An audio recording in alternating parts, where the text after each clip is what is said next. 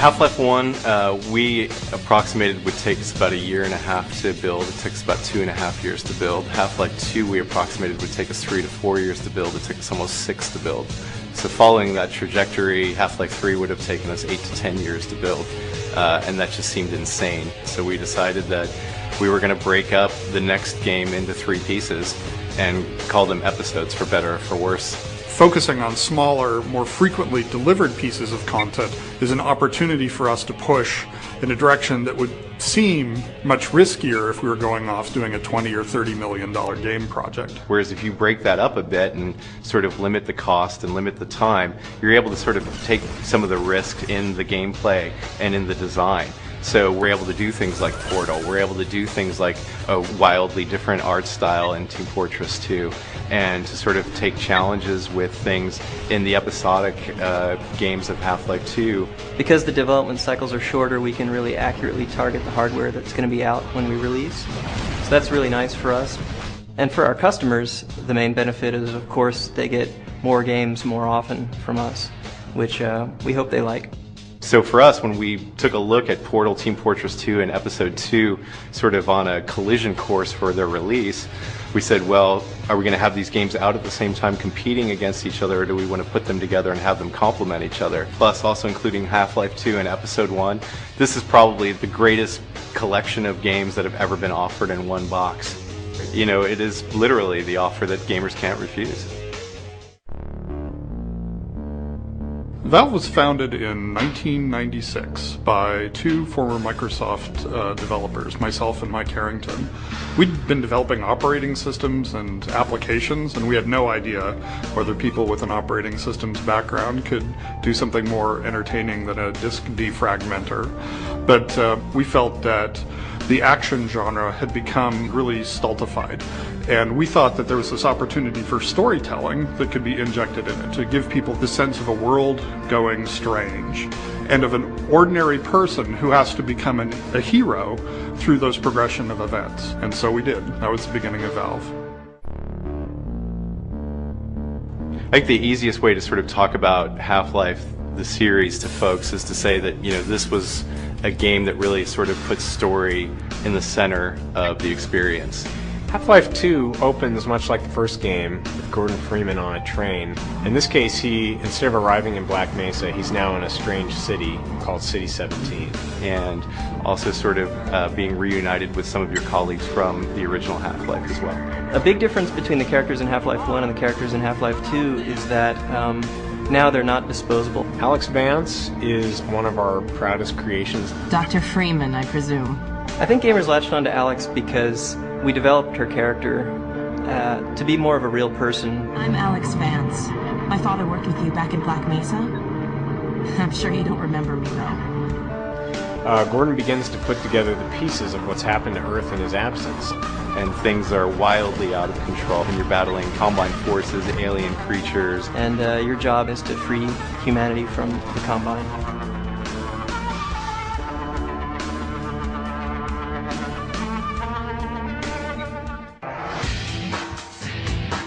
Episode 1 opens with you and Alex waking up in the rubble below the Citadel, and you've managed to survive the explosion. And the Citadel core is nearing meltdown because of what you did at the end of Half-Life 2. Basically, you have to get out of the city, or the whole Citadel is going to go up. But unfortunately, the very first thing you have to do is actually go into the Citadel. Don't worry. We'll see about that.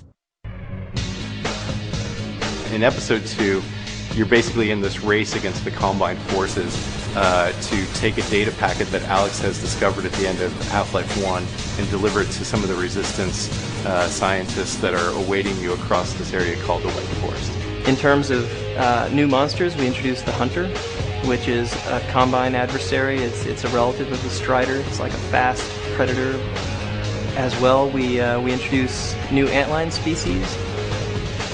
Episode 2 is full of a lot of variety. The large outdoor environments really give Episode 2 an epic feel and allow us to create some of the most free-form, large-scale combat scenarios that we've ever made.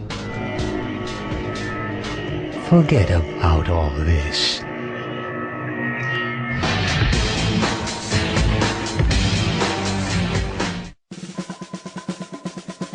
So Team Fortress 2 is the sequel to the granddaddy of class-based multiplayer action games. Also developed by then students in Australia, Robin Walker and John Cook, in the mid-90s as a mod for Quake.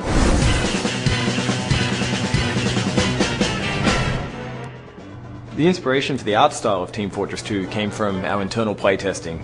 We had a version of the game up and running. It was very rough and abstract, but the more we played it, the more we realized the game was about sort of this over-the-top action where everything's a little exaggerated, and we wanted a visual that sort of matched that feeling.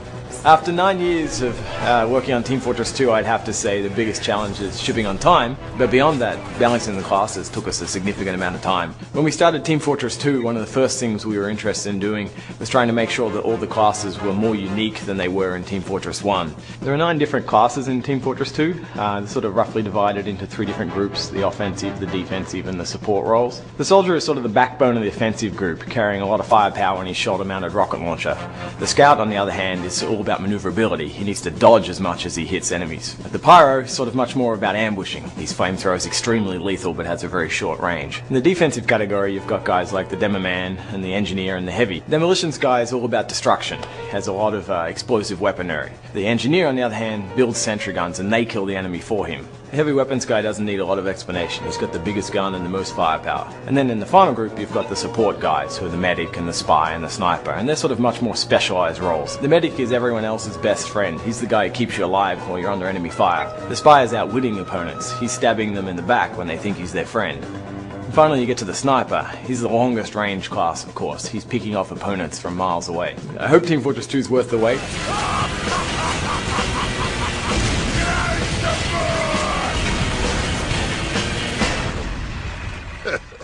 Cry some more.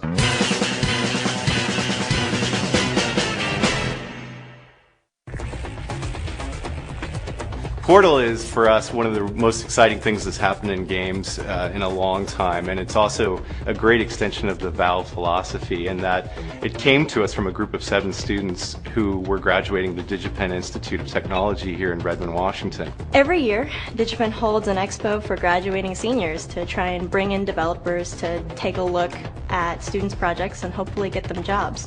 So a couple people from Valve swung by and took a look at our project and apparently thought it was interesting enough to invite us to come into Valve. They came in and demoed the game for us, and about halfway through their demo, Gabe just stopped them cold and said, "You guys must come work at Valve and create your next project here on the Source engine." And 2 years later, we have Portal as the experimental piece of the Orange Box. Portal is a mind-bending puzzle game that allows you to manipulate and bend 3D space to your will. The story in Portal is that you are a test subject in the Aperture Science Laboratories. You're basically used as a rat in a maze to try and test the portal weapon. The portal gun works by giving you the ability to create 2 dynamically linked portals. You have an orange portal and a blue portal. If you go in the blue portal, you'll come out the orange portal, and if you go in the orange portal, you'll come out the blue. One of our favorite portal techniques is called the fling. So what you do is you place one portal close by your feet and you place another portal behind you, high up on a wall. If you jump in the portal, you'll come flinging out the portal that's really high up in the air. And we use this for all sorts of puzzles later on in the game. We hope that the portal gun will change players' expectations much in the same way that the gravity gun did for Half-Life 2. With the gravity gun, players were able to manipulate physics in a way they never had before. And in Portal, you're able to manipulate 3D space in a way that you never had before. This next test is impossible. Have we been surprised by the success of Half-Life? Absolutely. We had no idea when we were starting off that the rules that we had taken out of the community about how to build a game like this were going to have such a large impact, both in terms of the sales and the critical success of the game. I wouldn't say that the best-selling action franchise of all time on any platform is a critical darling. Yeah, it's been heralded by the critics and won more Game of the Year awards than probably any other action franchise, but it's also sold more copies. So I think when you have the fans voting with their dollars and the critics voting with their awards, you have something that is truly a phenomenon, and something that can be recognized as best of breed. The Orange Box is set to ship on October 10th for the PC and the 360, and in time for the holidays on the PlayStation 3.